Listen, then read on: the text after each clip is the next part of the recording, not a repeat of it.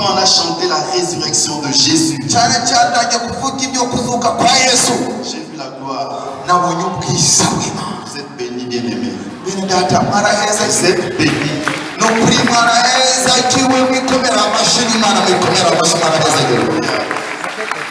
Et j'ai aussi aimé la sensibilité à la foi.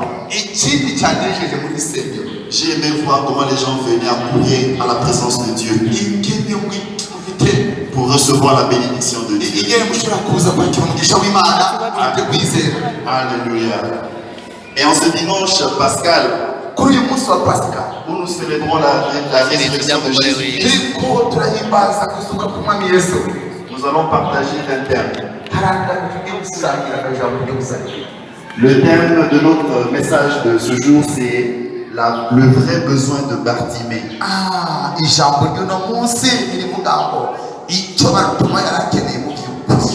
Le vrai besoin de Bartimée. Et nous allons ouvrir nos Bibles dans le livre de Marc.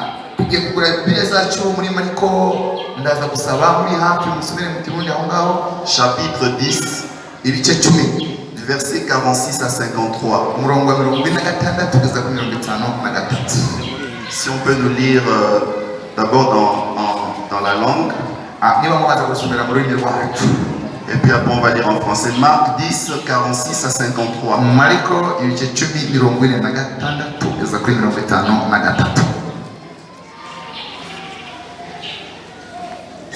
Oh, aussi.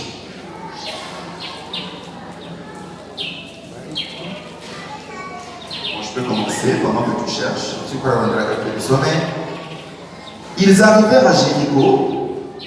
Et lorsque Jésus en sortit avec ses disciples et une assez grande foule, le fils de Timée, Bartimée, mendiant aveugle, était assis au bord du chemin. Il entendit que c'était Jésus de Nazareth et il se mit à crier: Fils de David, Jésus, aie pitié de moi. Plusieurs le reprenaient pour le faire taire, mais il criait beaucoup plus fort: Fils de David, aie pitié de moi. Jésus s'arrêta et dit: Appelez-le. Ils appelèrent l'aveugle en lui disant: Prends courage, lève-toi, il t'appelle. L'aveugle jeta son manteau et se leva d'un bond, vint vers Jésus. Jésus prenant la parole lui dit: Que veux-tu que je te fasse? Rabboni, lui répondit l'aveugle, que je recouvre la vue. Et Jésus lui dit: Va, ta foi t'a sauvé. Aussitôt il recouvra la vue et suivit Jésus dans le chemin. Alléluia. Nuko bashika Yeriko, akivana Yeriko n'abigishwa biwe n'ishengero ryinshi, mwene Timayo yitwa Bartimayo, umusezi w'impumyi, yari yicaye iruhande y'inzira. Yumvise ko ari Yesu Umunyanazareti atangura gutakamba ati: Yesu umwana wa Dawidi, ngirira imbabazi. Abantu benshi baramuzibiriranya ngo ahore, ariko arishirita cyane gutakamba ati: Mwana wa Dawidi, ngirira imbabazi. Yesu arahagarara arababarira ati: Nimumuhamagare. Bahamagara iyo mpumyi, barayibwira bati: Humura, va hasi, araguhamagaye. Nayo ita impuzu yayo irabaduka, yegera Yesu. Yesu arayibaza ati: Ugomba gukorera iki? Iyo mpumyi iramwishyura iti: Ndagomba guhumuka mwigisha. Yesu arayibwira ati: Genda, ukwizera kwawe uragukijije. Acaramuka amukurikira ku nzira. Imana yabicyubahiro. Haleluya.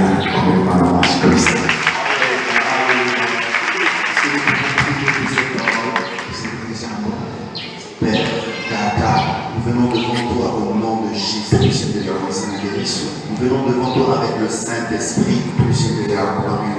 Nous venons invoquer ton nom ce jour, nous célébrons ton Jésus. S'il te plaît, Père, accepte de répandre ta puissance en ce lieu. Accepte de répandre ton onction à travers nos paroles. S'il te plaît, Père, accepte de rencontrer le besoin de chacun.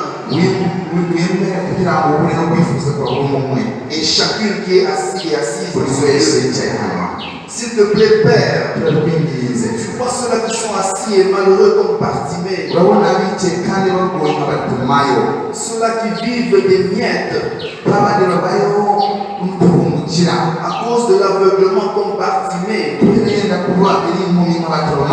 Rencontre le besoin de chacun. Que le Saint-Esprit travaille dans chacun.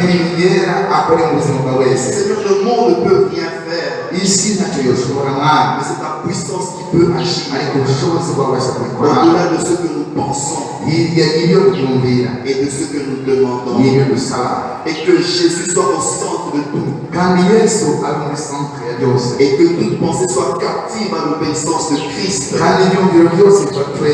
Nous l'avons ainsi déclaré dans le puissant nom de Jésus. Et nous disons Amen. Amen. Amen. Waouh. Le vrai besoin de Bartimée. Nous venons de faire une belle lecture qui nous parle de l'histoire de la guérison d'un aveugle.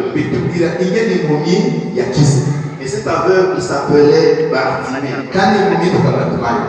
Et d'emblée, j'aimerais déjà donner l'objectif de notre message de ce matin. Parce que cette histoire de Bartimée va nous permettre de tirer des leçons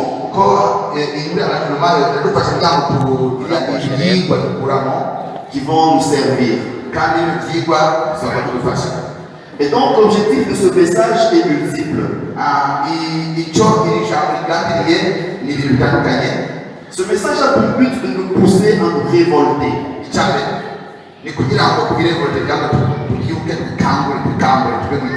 Nous révolter face à des situations d'inconfort.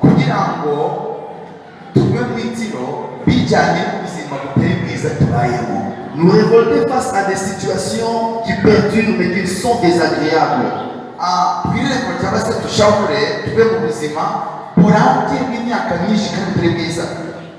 Et nous permettre de jouir le maximum de Dieu.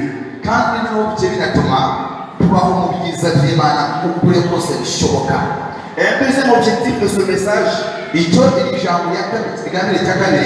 c'est de nous offrir des clés qui permettent à nous amener vers Dieu et d'obtenir les réponses de Dieu.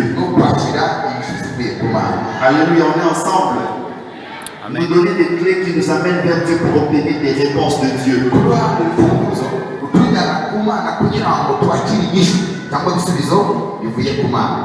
Mais aussi l'objectif de ce message, c'est de nous permettre de connaître la démarche vers le miracle.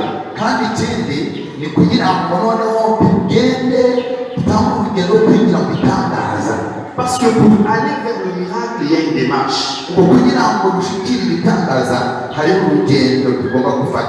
Et vous allez voir que Bartimée a suivi une démarche pour arriver vers son miracle.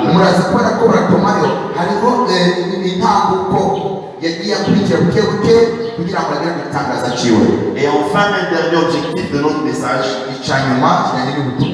c'est de faire tomber l'aveuglement spirituel. Alléluia. Faire tomber l'aveuglement. Bartimée était aveugle. Et en tant qu'aveugle, il ne pouvait pas jouir du maximum de la vie. Il ne pouvait même pas travailler. Mais il se limitait à mendier.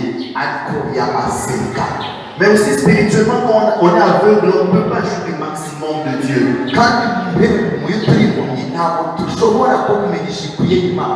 On ne sait pas travailler pour avoir plus de ressources.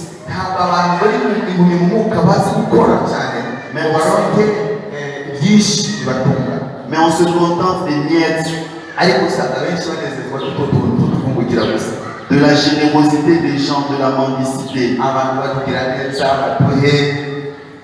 Alléluia. Et donc, après avoir planté le décor sur les objectifs de notre message, Nous passons dans son contenu. Le premier point, c'est Bartimée, le fils de Timée.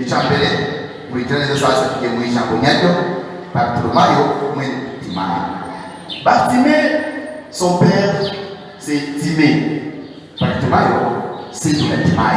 Et donc, Bartimée avait déjà une renommée à cause d'une situation.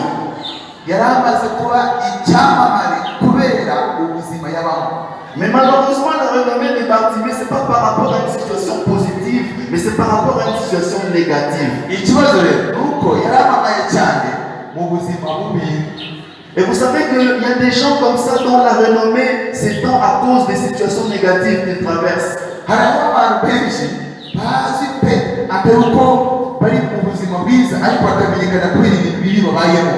Vous connaissez ce gars-là? C'était un aveugle, là, il se tient souvent au point de l'avenue.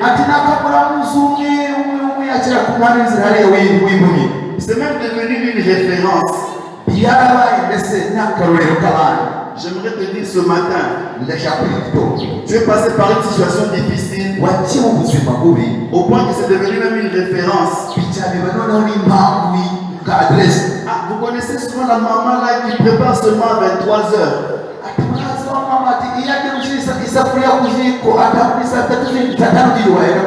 Parce que toute la journée n'a pas pu avoir l'argent pour préparer pour ses enfants, mais c'est seulement tard. Vous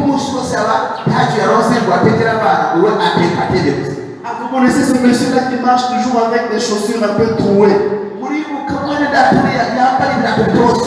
Mais j'aimerais vous dire que Jésus peut changer votre situation.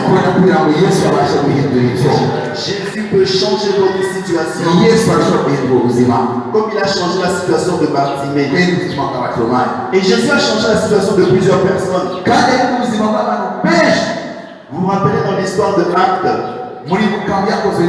chapitre 3 de 2 à 5. C'était l'histoire d'un boiteux. Il se tenait souvent devant le temple qu'on appelait Bel. Et ce monsieur avait une renommée à cause de sa paralysie. Et donc, à l'instar de Bartimée, ce paralytique de Bel était là qu'à mendier.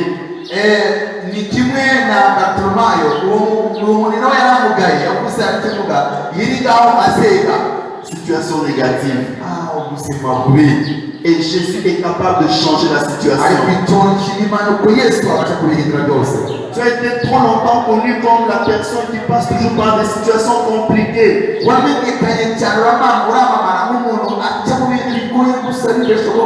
À l'université, tu réussis toujours après plusieurs délibérations, après la deuxième session.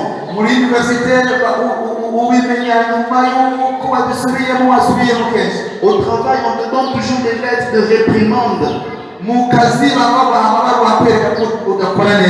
Mais Jésus peut changer cette situation aujourd'hui. Et cette renommée négative peut se transformer en une renommée positive. Et on pourra dire un jour que c'était un aveugle, mais maintenant il voit. Alléluia. Oh, que Dieu soit béni. Et donc il y a plusieurs situations négatives comme ça que Jésus est capable de transformer dans nos vies. Et Bartimée avait un besoin. Peut-être que lui croyait que son besoin c'était seulement l'argent.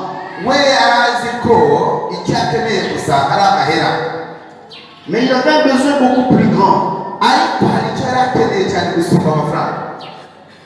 Son besoin c'était au-delà de l'argent, au-delà de l'or. Remarquez l'histoire que nous venons de lire dans Actes chapitre 3 qui parle du paralytique de la porte belle.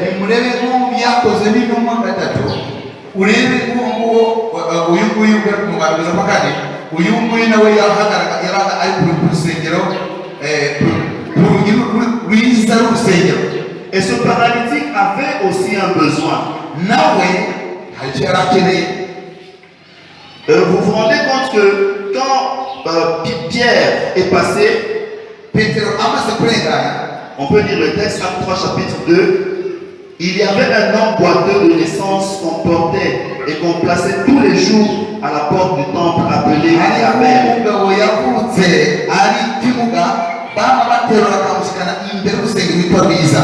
Pour qu'il demandât l'aumône à ceux qui entraient dans le temple.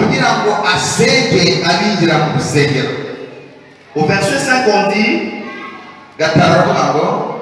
il s'agit de Pierre, on dit, et il le regardait attentivement.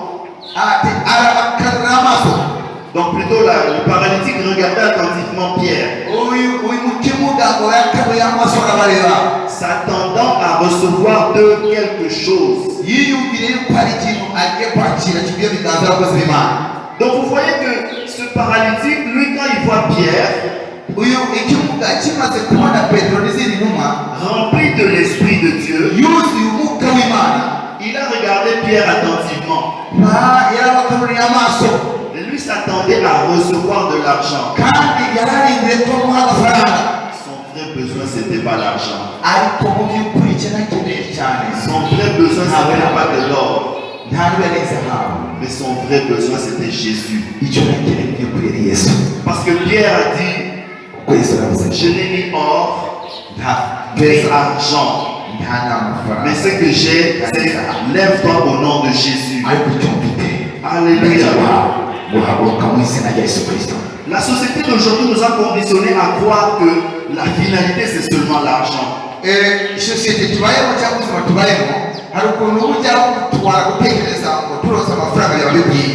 ne suis pas contre l'argent. D'ailleurs, j'aime l'argent. Parce que l'argent c'est la finalité partout. On étudie, on travaille pour avoir l'argent pour subvenir à ses besoins. Mais le besoin final, c'est pas l'or, c'est pas l'argent. Parce qu'on peut vous donner autant d'or et autant d'argent. Mais si Jésus n'est pas dans le cœur, vous n'allez même pas jouir de cet argent. Vous n'allez pas jouir de cela. Vous n'allez même pas connaître sa valeur. Vous allez simplement le gaspiller. Et donc, Bartimée, son besoin, ce n'était pas l'argent. Mais il avait un besoin beaucoup plus supérieur. Alléluia. J'aimerais te dire, peut-être que ton besoin, ce n'est pas seulement l'argent. Tu te dis, mais mes affaires sont bloquées. Je travaille beaucoup. On me paye moins. Mais parce qu'il y a quelqu'un qui n'est pas dans tes affaires. C'est Jésus qui a besoin d'être dans tes affaires. Alléluia. Jésus a besoin d'être dans tes affaires. Jésus a besoin d'être dans tes activités. Et le vrai besoin de Bartimée, c'était Jésus. Et encore Jésus. Et toujours Jésus. Et plus de Jésus. Alléluia. Nous avons laissé une mise dans la musique mondaine. Elle a eu beaucoup de dettes. Et tellement dépassée par les problèmes, elle a commencé à se droguer, à faire n'importe quoi. Elle avait même des procès avec ses propres parents. À cause de quoi? L'argent. Un peu pour vous dire que le besoin de cette femme, ce n'était pas l'argent. Et voilà que cet amour de l'argent l'a même précipité à la mort. Et même il y avait un dessin, disons une série qu'on suivait quand on était jeune, qu'on appelait Arnold et Willy. Oui, c'était une série des années 80. C'était un jeune noir, comme ça il tournait bien ses séries. Et le jeune garçon faisait des millions avec cette série-là. Au point qu'il tombait même malade parce qu'il avait une maladie qui le rendait nain. Et ça faisait qu'il apparaissait comme un enfant parce qu'il jouait très bien le rôle d'enfant.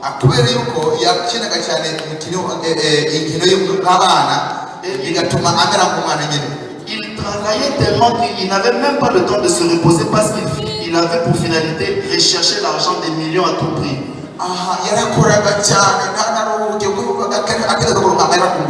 Et au même titre que l'autre, que Houston, donc lui aussi, il avait eu des problèmes avec ses parents. Ses parents ont amené ses affaires en justice contre lui.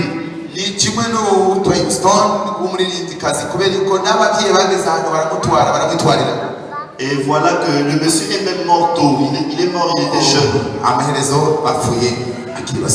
Bien aimé, dis à ton frère et à ta soeur, ton vrai besoin c'est pas l'argent. Ton vrai besoin c'est Jésus. Parce que l'amour de l'argent c'est la racine de tous les maux. Je suivais même encore dernièrement aux informations une dame de Bukavu, de Uvira, pardon. Elle est entrée dans le commerce des munitions. Elle est partie cacher les munitions dans un sac de maïs. Comme elle a entendu dire que de ce côté, si ça se vend bien, elle a caché les munitions dans le sac, voulant traverser la frontière et venir vendre les munitions ici.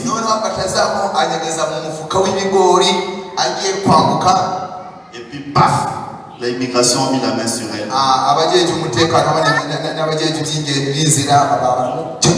Déférée en prison. Parce qu'à cause de l'amour de l'argent, elle a voulu utiliser les voies qui ne sont pas correctes. Et voilà qu'elle s'est retrouvée en prison. C'est pour vous dire, bien aimé, il y a une personne qui peut résoudre nos besoins financiers. Et il peut les résoudre proprement. C'est Jésus-Christ. Alléluia. Il va te donner l'argent facilement. Et il va répondre, il va ouvrir les écluses des cieux pour toi. De la même manière qu'il a sorti Bartimée de sa pauvreté, de ses tracasseries, de ses pleurs et ses misères. Jésus peut te sortir de tes pleurs et de tes misères. Alléluia. Parfois tu te bats beaucoup. Tu transpires mais tu as moins de résultats.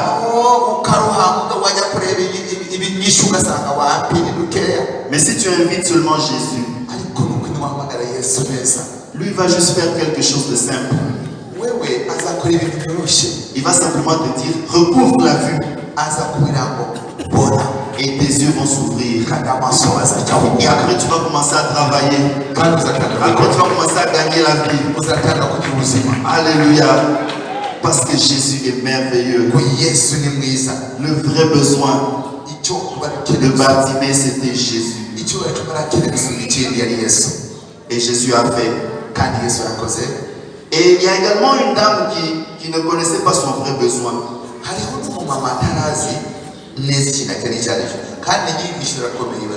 Quand nous lisons dans le livre de Jean chapitre 4 verset 7,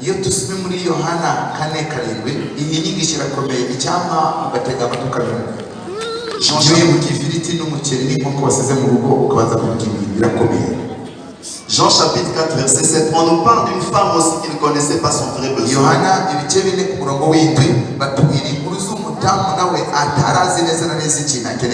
C'est la femme samaritaine. On dit une femme de Samarie vint puiser de l'eau. Jésus lui dit, donne-moi à boire.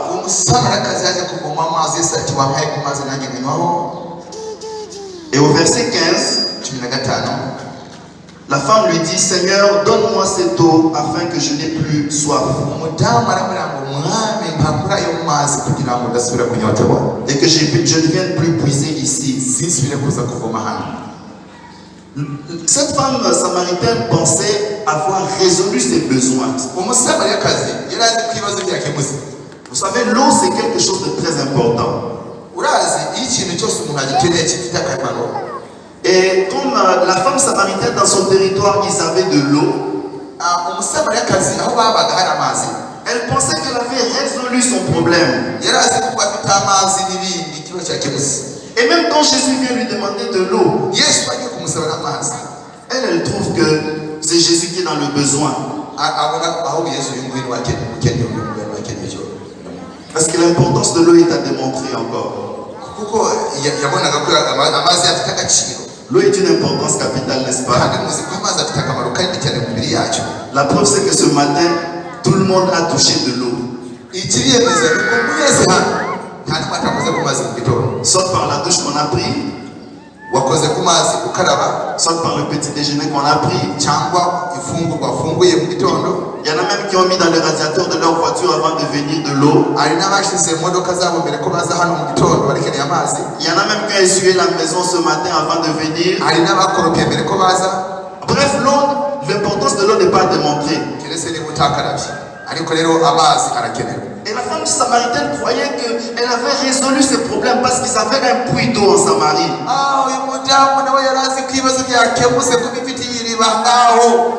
Et quand Jésus vient demander l'eau à la femme samaritaine, elle croit qu'elle est importante.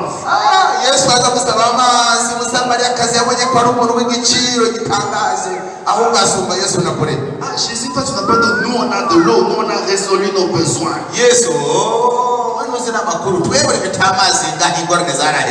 On a des solutions. Et quand Jésus a commencé à parler à cette femme, a commencé à évangéliser cette femme, la femme s'est rendue compte qu'elle n'avait pas le salut. Elle avait autant de maris, une vie conjugale en désordre, 6 maris, donc une instabilité. Elle avait compris que son vrai besoin, ce n'était pas cette capacité à résoudre ses problèmes avec de l'eau qu'elle avait.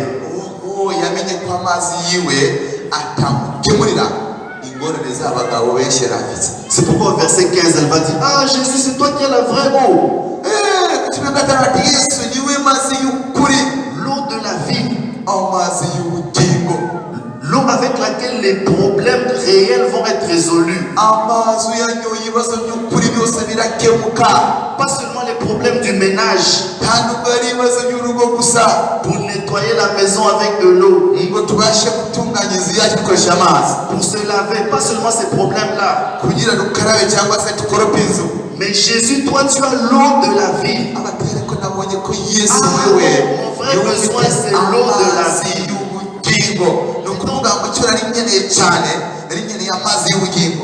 Et donc la femme samaritaine s'est dit non, mon vrai besoin c'est Jésus, l'eau de la vie.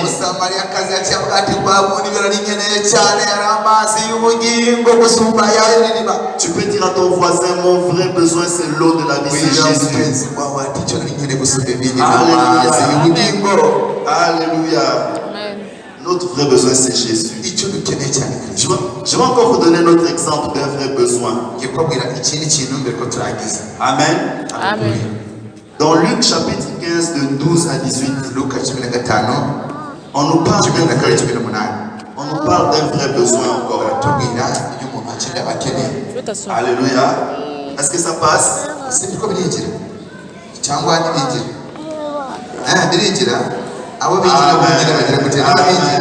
Amen.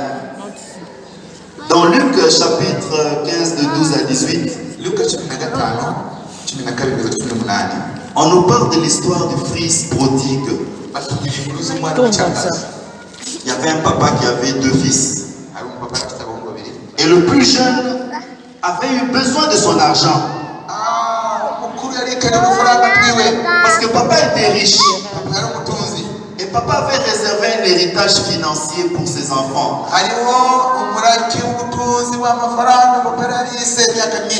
Mais le plus jeune était assoiffé de jouir déjà de son héritage. Vous savez, certaines envies qu'on a ne sont pas de Dieu. Tu as des désirs, tu es pressé pour certaines choses, mais ce ne sont pas des envies divines.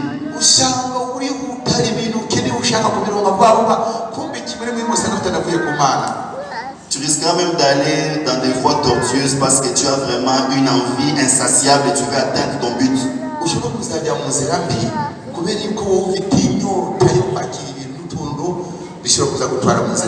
Et ce fils prodigue là, tellement envieux de l'argent, peut-être qu'il voyait les jeunes du quartier, comment ils faisaient des folies avec l'argent. Comment ils allaient s'amuser dans de belles voitures et faire des fiestas. Il a tellement envié ça. Et il va demander à son père de lui donner la part de son héritage. Et il est parti. La Bible dit que quand il est parti avec l'argent que son père lui a remis, il est allé vivre dans le désordre. Voyez-vous, le besoin de cet enfant, ce n'était pas l'argent. Il a reçu beaucoup d'argent, un capital important, mais aucun projet dans la tête. Au contraire, il s'est mis à rêver simplement. Il s'est mis à suivre la tendance de Monsieur Tout-le-Monde. Quand les gens vont dans des réjouissances mondaines, allons-y nous aussi. Ah non, allons-y, allons-y. Il s'en va dans des réjouissances, il se met à dilapider tout son argent. Mais très vite, son argent s'est dissipé. Et puis, il a commencé à faire des petits boulots. Petites besognes. Il commençait à nourrir les porcs. Parce qu'il manquait même de l'argent pour manger. Et donc en nourrissant les porcs, il voulait le fils utiliser la nourriture des porcs comme nourriture pour lui. Le vrai besoin de ce garçon, ce n'était pas l'argent. C'était pas l'argent. Au verset 14, on dit, il commença à se retrouver dans le besoin. Et voilà que il s'est dit, non, chez mon père, il y a beaucoup de travailleurs, mais ils ne souffrent pas comme moi. Ils ne mangent pas une nourriture bizarre comme moi. Il faut que je retourne vers mon père. Et donc son vrai besoin, ce n'était pas l'argent. Parce qu'il n'avait même pas les capacités de gérer cet argent. Mais son vrai problème, c'était le Père Céleste. Et donc, il a résolu de rentrer vers son Père Céleste. Et là, on a organisé un festin pour lui. Là, on l'a mis dans de bonnes conditions. Alléluia. Mon frère, ma soeur, ton vrai besoin, c'est Jésus-Christ. Parce que Jésus va t'aider à jouir du maximum de la vie de Dieu. Jésus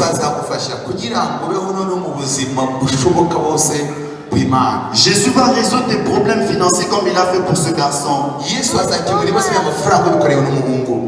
Et Jésus va donner des réponses là où tu as des questions compliquées.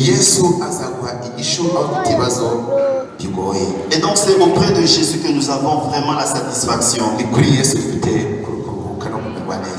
Et la deuxième vérité, alléluia, il y a une deuxième vérité dans cette histoire de Bartimée. C'est que l'histoire se passe dans Jéricho. Quand nous lisons le verset 46, on dit ils arrivèrent à Jéricho. Et c'est là qu'était basé Bartimée. Je me suis mis à réfléchir. Je me dis, Bartimée était à Jéricho. Il avait certainement entendu parler de l'histoire de Jéricho. Parce que Jéricho, c'est un endroit où, par le passé, Dieu avait fait des grands miracles. C'est un endroit où les murailles de la ville s'étaient écroulées.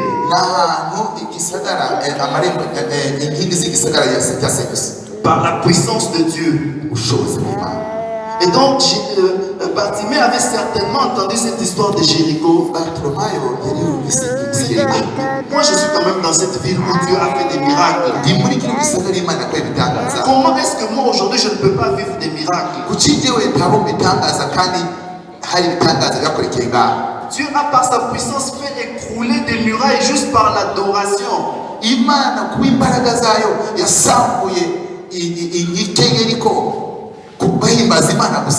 Et je pense que cela a révolté la foi de Bartimée. Je veux que ta foi soit révoltée ce matin.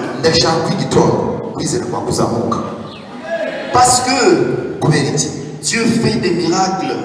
Il a peut-être fait des miracles pour le pasteur, mais il peut aussi le faire pour toi. Il a peut-être déjà entendu parler des miracles quelque part, mais il peut aussi le faire pour toi. Et donc je me dis, Bartimée avait entendu les œuvres grandioses de Dieu, et cela a apprêté sa foi pour jouir de nouveaux miracles. Mais qu'est-ce qui s'est donc passé à Jéricho? À Jéricho, on nous dit que Dieu avait donné l'instruction à Josué de pouvoir contourner la ville de Jéricho. Il devait contourner la ville de Jéricho pendant 6 jours. Dans le silence. 6 jours, pendant 6 jours dans le silence. Donc dans Josué chapitre 6 verset 2, la parole du Seigneur déclare: l'Éternel dit à Josué, vois, je livre entre tes mains Jéricho et son roi et ses vaillants soldats. Et cette victoire, c'est une victoire qui s'est passée par des moyens incompréhensibles par l'homme.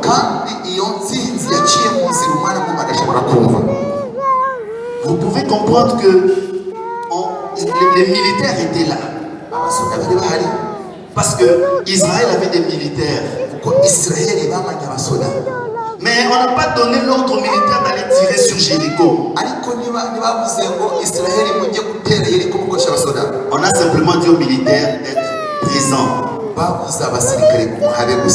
Et ça, c'est ce qui montre la part de l'homme. On n'avait pas dit à l'armée de rester à l'écart, mais on a dit à l'armée de venir. Ils se sont alignés en troupes et suivaient toutes les instructions militaires, selon leurs académiciens militaires et selon les instructions. Mais en plus, on leur a dit de mettre l'arche. L'arche de l'alliance qui est le symbole de la parole de Dieu. Et les sacrificateurs devaient tenir l'arche. Et ça, c'est la part de Dieu. Alléluia. J'aimerais tirer un principe ici. Dans un miracle, il n'y a pas seulement la part de Dieu, mais aussi à la part de l'homme. Amen. Yes. Il y a la part de l'homme. Quand le pasteur vous donne une instruction, cette instruction-là, elle est divine. Votre part à vous, c'est de mettre en pratique l'instruction. Et c'est en cela que viendra le miracle. Vous comprenez? Et ils devraient faire leur part à eux. Leur part à eux, c'était de contourner les murailles pendant 6 jours dans le silence.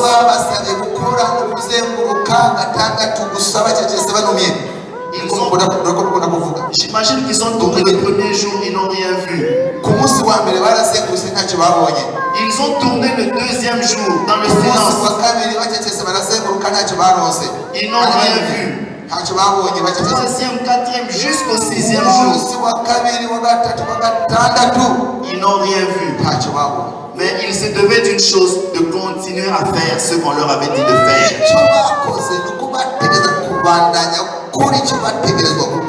Alléluia. Quand Dieu te dit quelque chose, fais seulement ce qu'il t'a dit. Même si en ce moment-là tu ne comprends pas.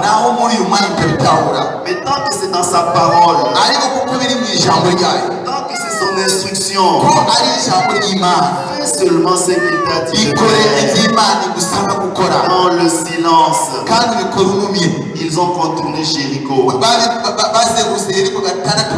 Et je me dis, Bartimée avait certainement entendu parler de cette histoire.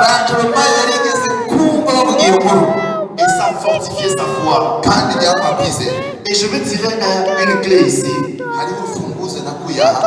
Le silence comme clé de la victoire. Tu veux résoudre ton vrai besoin. Tu as besoin. On dit que les enfants d'Israël ont contourné pendant 6 jours en silence. Lamentation 3 chapitre 26 dit Lamentation 3 verset 26. La parole du Seigneur dit ceci: il est bon d'attendre en silence le secours de l'Éternel. Amen. Il est bon d'attendre en silence le secours de l'Éternel. En quelque sorte, comme tu as prié aujourd'hui, avec la gloire qui est descendue ici, sois-en sûr que ton dossier demain au travail sera résolu. Ne parle plus négativement. Tu as cherché Dieu et Dieu est descendu. Et toi ne te tracasse plus, ne parle plus négativement, ne dis pas n'importe quoi. Il est bon d'attendre en silence le secours de l'Éternel. Alléluia. Oh yes. Il faut attendre en silence. Je me souviens encore, moi et ma femme, on était en train de chercher le tout petit Noah, le dernier.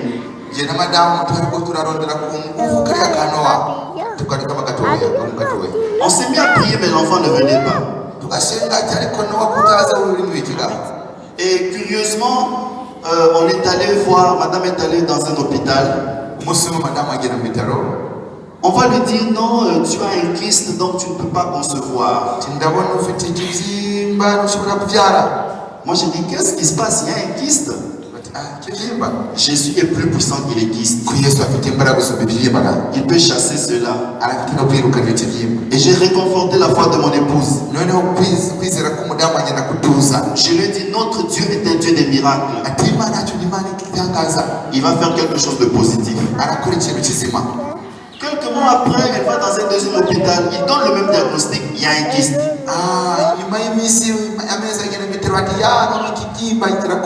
J'ai dit à mon épouse, ne t'inquiète pas, Dieu est puissant. Parce que c'est lui qui met l'enfant dans le ventre d'une femme.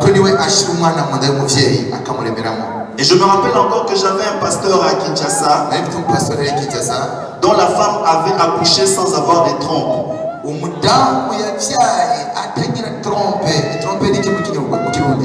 Alors j'ai dit à ma femme, Dieu fait des miracles.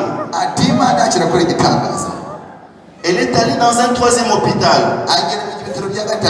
On lui dit, il y a un kyste d'ailleurs qu'on doit évacuer dans l'immédiat. J'ai dit, comment? On a dit non, on a prié avec mon épouse. On a appliqué toutes les méthodes de prière. Les supplications. On a même fait l'onction d'huile. Et elle a fait l'onction d'huile même sur le ventre. Et quand elle est allée dans le troisième hôpital, un médecin lui avait déjà donné une prescription. instructions médicales pour évacuer ce kyste-là. Mais on est allé encore dans un 4e hôpital. Et vous savez la meilleure c'est quoi? Les 3 autres hôpitaux là, c'était des grands hôpitaux avec des appareils médicaux sophistiqués.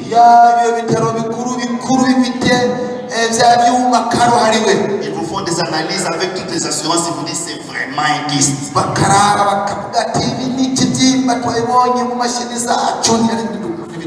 Maintenant, on va dans le petit hôpital.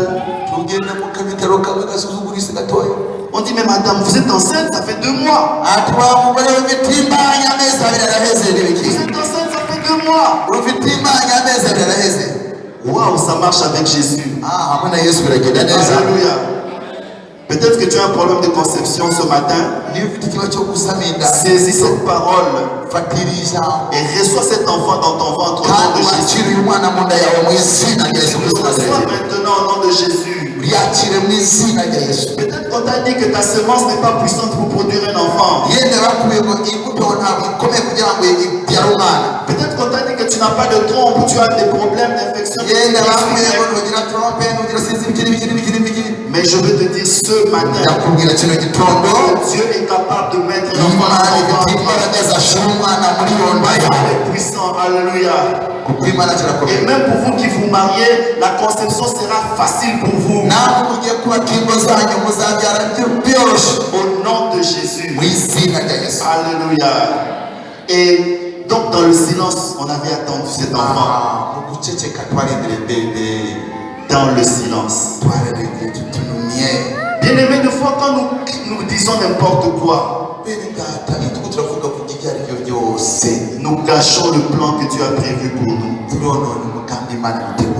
Parce que tu vas ouvrir la bouche pour dire je vais me battre avec la Corée du Nord. Ils ont l'arme nucléaire. Donc ils peuvent envoyer ces missiles là et puis pouf, ça bombarde beaucoup de choses.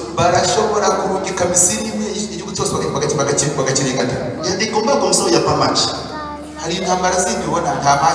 Donc déjà disqualifié d'avance. Mais et même en ce temps-là, les gens ont commencé à extérioriser leur incrédulité. Ils ont commencé à extérioriser leur incrédulité. Ils ont commencé à dire à Moïse, il n'y avait pas de sépulcre en Égypte pour que nous puissions mourir là-bas en Égypte. Tu veux nous amener mourir ici au désert? Des fois, il y a des gens qui ont une incrédulité. Ils attendent seulement une situation pour dégager toute leur incrédulité.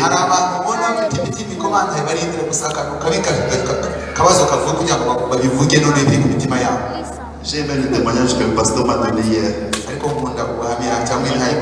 Quand il est venu ici, tout le monde doutait. Mais comment tu es parti là-bas? Mais regardez comment la gloire se développe. Demain, ça sera un héros.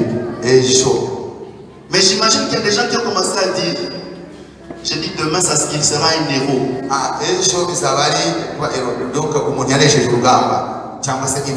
Parce qu'il a eu une vision lointaine. Et donc, les gens pouvaient dire à Moïse,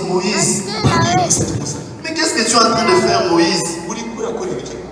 Tu nous amènes ici. Il fallait nous laisser même mourir là-bas.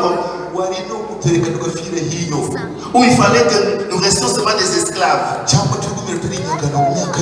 On l'amène vers la liberté. Mais lui, il est en train d'envier la situation d'esclavagisme. Vous voyez là où l'incrédulité nous amène parfois. On t'amène vers la liberté. Mais toi, tu penses à ta situation. Et c'est dans ce contexte que Moïse va leur dire, même si Pharaon est avec nous ici, il ne fera rien. Gardez seulement silence. Ne commencez pas à dire de mauvaises choses. Tu commences à tourmenter ton mari. Mais pourquoi tu as choisi de faire telle chose? Je t'avais dit, il ne fallait pas faire ça. Alors qu'il avait la vision, où tu commences à dire à ta femme, pourquoi tu as choisi de faire ceci alors qu'elle s'était engagée dans une voie de Dieu? Parce que Dieu, quand il nous dit de faire quelque chose, il nous fait arriver à la destination. Il y a un ami pasteur qui nous avait raconté une histoire.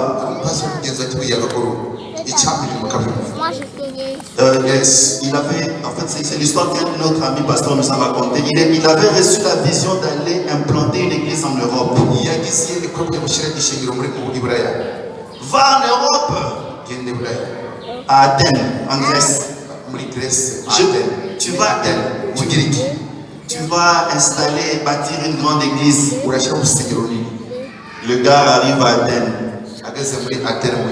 Il a vendu ses biens. Et il a obtenu un visa de 3 mois. Il arrive en Europe. Quelle galère. Souffrance sur souffrance. Au point que il commence à faire les rangs pour chercher la nourriture dans l'assistance sociale. Ouais, les souples abandonnent aux gens qui sont démunis. Un mois s'épuise. 2 mois s'épuise par rapport à son visa. Et puis il commence à se dire, ah vraiment, Seigneur, toi tu m'as dit que je vais implanter une grande église ici en Grèce. Mais regarde comment je suis en train de souffrir. Ah Seigneur, c'était vraiment ta vision. Est-ce que ça venait vraiment de toi? Et puis curieusement, il y a un clochard qui s'est approché de lui. Un homme détraqué mental. Il dit, toi-même un homme de Dieu, juste pour 2 petits mois, tu te tracasses. Nous on est ici en Europe depuis plus de 10 ans, on ne travaille pas, mais on n'est pas mort. Toi qui es un homme de Dieu, tu t'inquiètes. Vraiment vous les chrétiens. Et cette parole a interpellé ce pasteur. Il a dit, ah, je ne dois pas m'inquiéter. Alors un jour, alors qu'il était déjà à 1 semaine de l'expiration de son visa, il était assis quelque part à la gare. Et il voit une maman, on est en train de pousser sur une chaise roulante.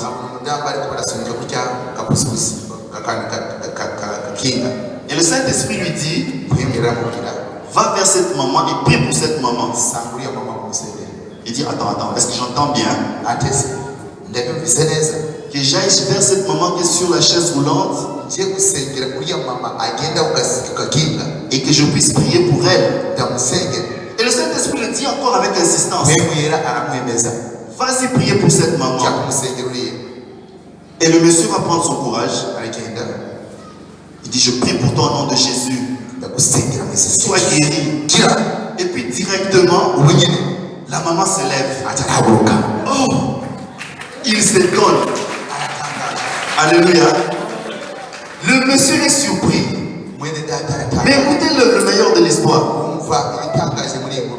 La femme dit, elle était paralysée comme ça depuis longtemps. Et ce jour-là, Dieu a fait quelque chose de grand. La femme s'est élevée. C'est pas la misère de cet homme qui a fait fuir l'onction.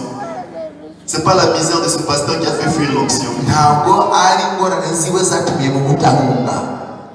Et après, quand la femme va s'entretenir avec ce pasteur, la femme dira, mais moi je suis la mère du gouverneur de cette province. Je suis la maman du gouverneur de cette province. Et directement, elle a parlé de ce pasteur à son fils, le gouverneur.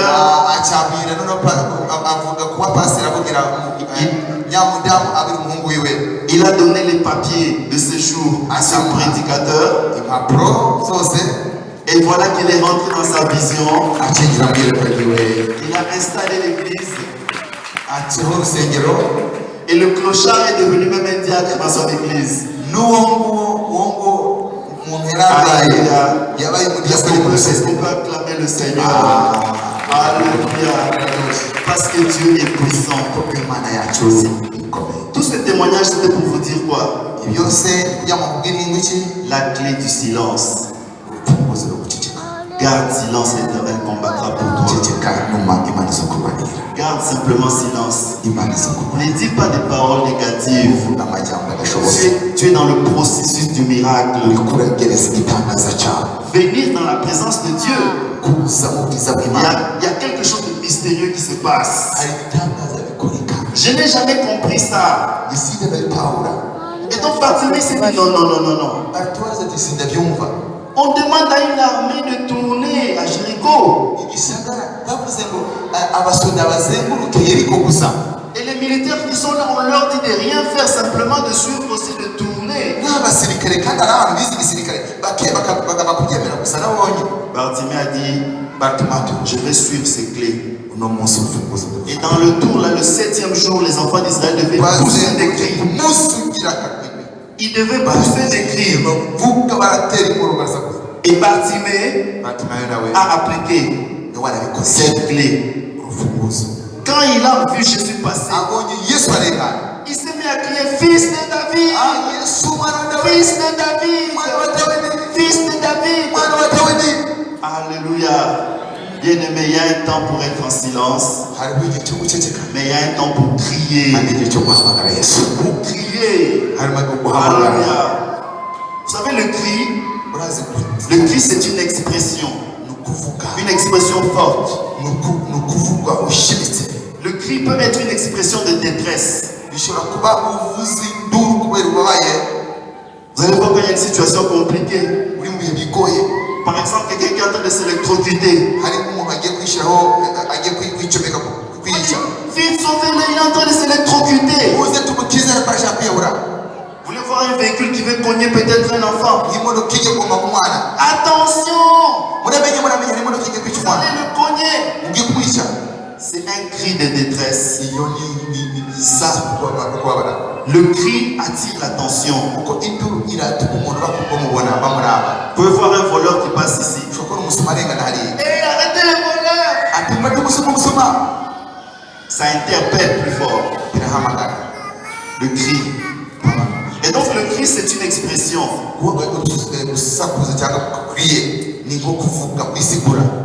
Quand dans votre cœur la peine ou le fardeau s'est tellement rempli,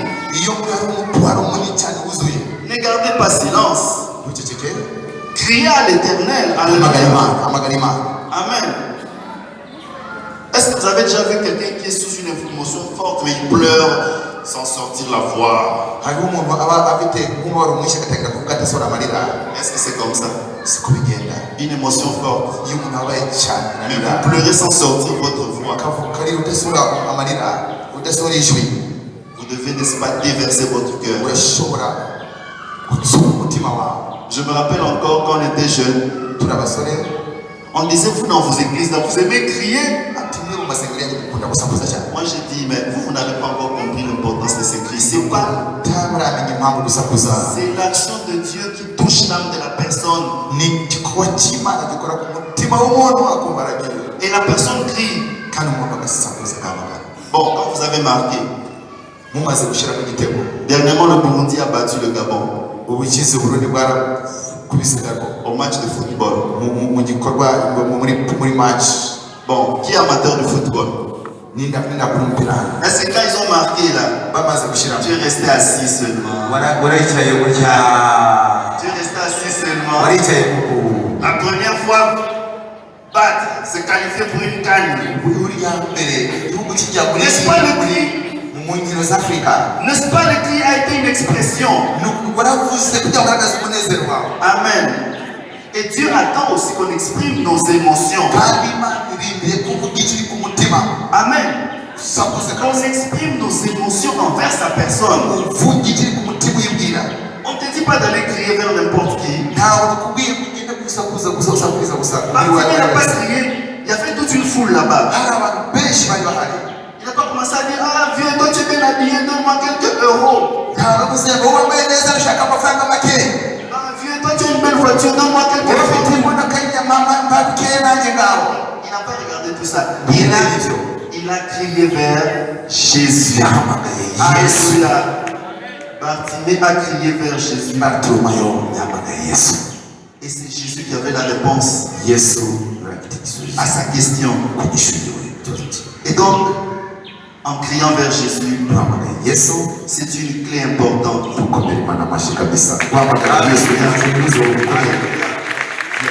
donc, personne ne te décourage. Bartimée a fait face à une foule qui commençait à l'interdire. Arrête de faire le bruit. Arrête. Certainement que Jésus était en train d'enseigner, j'imagine. Et donc, il était à une bonne partie dans son enseignement. Et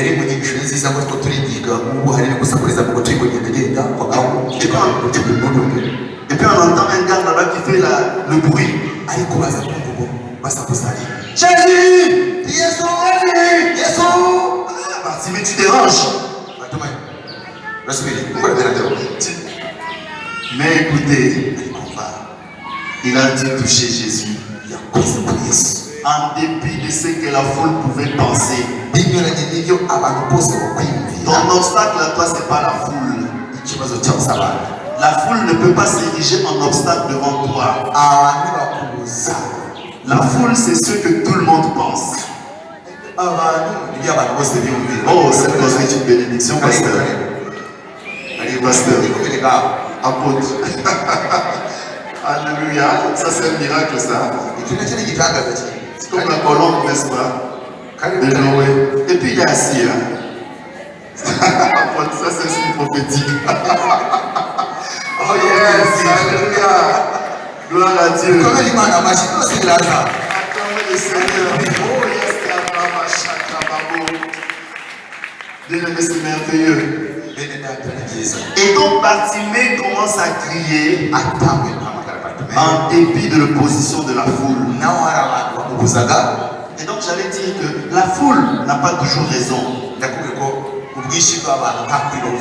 La foule, c'est le grand monde.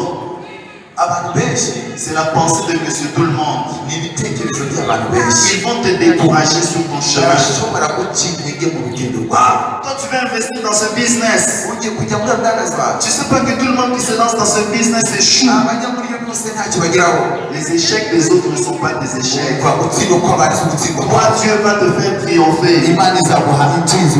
Alléluia. Vous savez, Dieu est capable de faire des choses étonnantes. Même dans le domaine où tu n'as pas l'expertise, Dieu peut te donner un boulot par rapport à cela. Alléluia. Vous savez, je donne mon propre témoignage. Je suis de formation économiste. Et pendant que je venais de terminer les études, je n'avais pas de boulot. Et dans un culte, il y a un pasteur qui a prophétisé.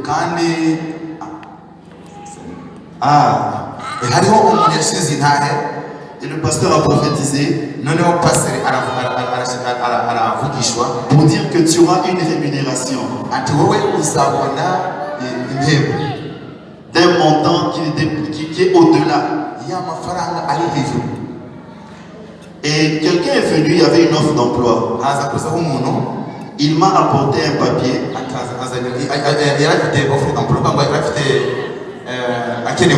Les qualifications requises c'était être pharmacien, ou bien être infirmier, ou bien être dans la gestion hospitalière. Mais moi j'étais dans quel domaine? Sciences économiques. J'ai postulé. Et lors de l'interview, Dieu a mis des paroles dans ma bouche. Quand je répondais aux questions, c'est comme si j'avais déjà fait ça. Mais c'était juste l'inspiration. Je prenais les notions que j'avais dans l'économie. Je l'appliquais dans ce domaine de la pharmacie. Et Dieu a permis que j'obtienne ce boulot. Wow. Imana yemera ko no Et c'est comme ça que je suis entré dans ce monde de travail avec des personnes étrangères. hamwe n'abana b'abanyamahanga Alléluia. b'abanyamerika. J'aimerais te dire, ne te limite pas ndashaka kubwira à croire ntiwishimira kare que que c'est parce que tu es dans Dieu ne peut t'utiliser que par rapport à ton diplôme type. Imana irashobora gukoresha bijyanye na diplome yawe, Mais Dieu peut faire l'exception. ariko Imana ikunda ibidasanzwe. Et une autre vérité, je vais bientôt terminer. Ngiye kurangiza mu biruko nikore reka mu ijambo rimusize ngiye kubura ijambo rimwe muri ijambo muranyumva ati ngiye kuvuga iki iri sengero rifite ikibazo iyo tugeze mu kwiga ukuri ribariye abantu bishaka niyo mpamvu benshi muri mwe muhezagirwa bajya mu gitondo na kabiri kuko muhagaze ku rufatiro. Abantu bose bateye imbere mu buzima ni abantu babonye inyigisho batega amatwi bakandika bakayikunda. Buriya pasiteri bahagaze hariya mbabaje ngo munyereke mu magambo gasanga batayagize muze ni mu mabakaye mwayanditse munyereke aho yatanze yigisha iyo mwayanditse mu binyereke usanga batabiyandize. Kubera iki? Faiblesse y'abantu bose ku isi, abantu faible ku isi n'abantu badakunda kwiga. Niba hari ikintu gifite imbaraga muri isi mubona ni ukwiga.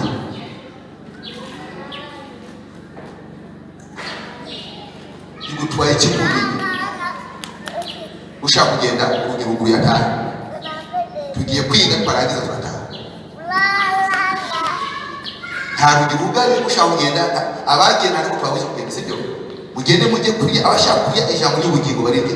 Yesu yigeze kwigisha amara iminsi 3. Paul yigishije amara amasaha 6 kugeza aho abahutu bagwa hasi. Eglise igomba kwigishwa. Iki ni ikintu gifite akamaro kanini. Niyo mpamvu benshi usanga baguye kugira n'amazuru. Ok, continue. Et donc, le besoin de Bartimée, comme je disais, c'était de guérir de son aveuglement. Et vous connaissez l'importance des yeux n'est pas à démontrer pour une personne.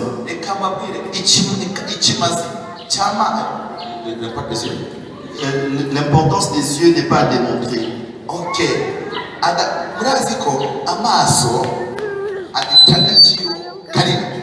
L'œil nous permet d'éviter le danger. Dans Matthieu 15, verset 14, la Bible dit, Matthieu 15, 14, la Bible dit, laissez-les, ce sont des aveugles qui conduisent des aveugles. Si un aveugle conduit un aveugle, ils tomberont tous dans une fosse. Donc ça veut dire que l'aveugle, l'œil plutôt, quand on l'a pas, on peut facilement tomber dans un danger.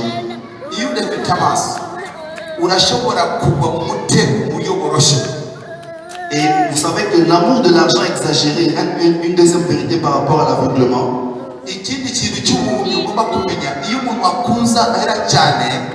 L'amour de l'argent exagéré devient aussi une forme d'aveuglement.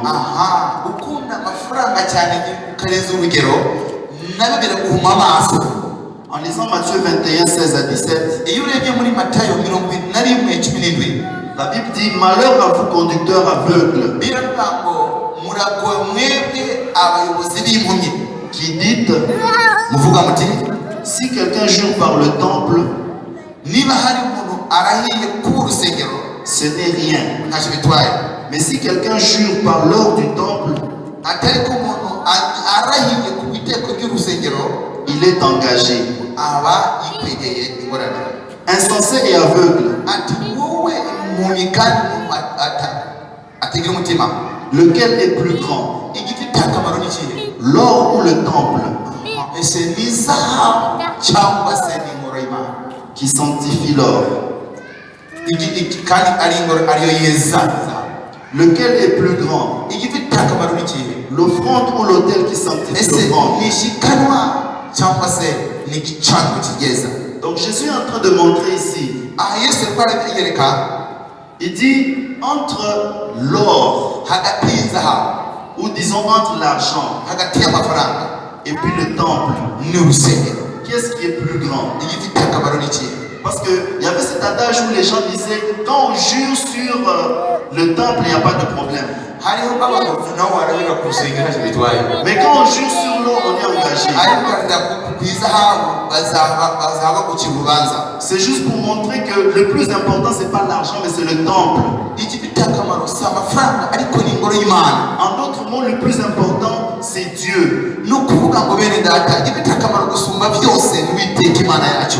Et Jésus leur dit, aveugle que vous êtes, yesu biravuga ngo mwampumyi mwe, vous considérez que c'est l'or qui est plus important, alors que c'est le temple qui est plus important. mwe muragira ngo izahabu n'ibifite agaciro kandi ubwo ingoro y'Imana n'ibifite akamaro gusumba izahabu. Donc un peu pour dire que l'amour exagéré de l'argent rend aussi aveugle. bisigura ngo iyo wararakiye cyane amafaranga bigutera kuba impumyi. Mais Bartimée a cherché sa guérison. yarondera gukira kwe, Il a cherché à ôter cet aveuglement. arondera kugira ngo ubuhumyi bumuveho. Bien-aimé, ton vrai besoin, mwene data c'est Jésus. ukeneye cyane, Et Jésus va ôter l'aveuglement kandi yesu abasha kuvanaho ubuhumyi pour que tu vois clair. kugira ngo ubone neza. Dans 2 Corinthiens 4:4, Abikorinto wa kabiri ibice biri ku ngwa kane, la Bible déclare pour les incrédules dont le Dieu de ce siècle a aveuglé l'intelligence, ati mwebwe mwampumyi mwe ngo Imana y'iki gihe afin qu'il yarateye ubuhumyi bw'ubwenge, afin qu'ils ne vissent pas briller la splendeur de l'évangile de gloire de Christ, kugira ngo mutabasha kubona ubwiza bw'icyubahiro cy'ubutumwa bwa Kristo qui est l'image de Dieu. ariyo shusho y'Imana. Donc l'incrédulité, c'est aussi un aveuglement. Kutizera nabo ubuhumyi. L'amour du monde, c'est aussi un aveuglement. Kunda y'isi bene data, Bien-aimé, bene data, tu as besoin de sortir de l'aveuglement ukeneye kuva mu buhumyi et de marcher. no kugenda. Je n'aurai pas le temps de terminer tous les textes ndashobora guteramo umwanya wo kuvuga ibyanditswe byose parce que le programme continue encore. uko ari umugambi ubandanya ikibandanya. Mais après, quand Jésus ariko yesu va appeler Bartimée, akimara guhamagara abatumaye, Bartimée va jeter son manteau. batumaye akata impuzu ye arayita. J'imagine que son manteau était devenu sa banque.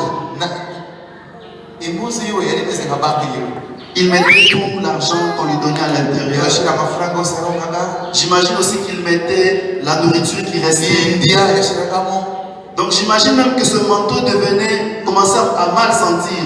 yenda n'impuzu zitangiye kunuka nabi.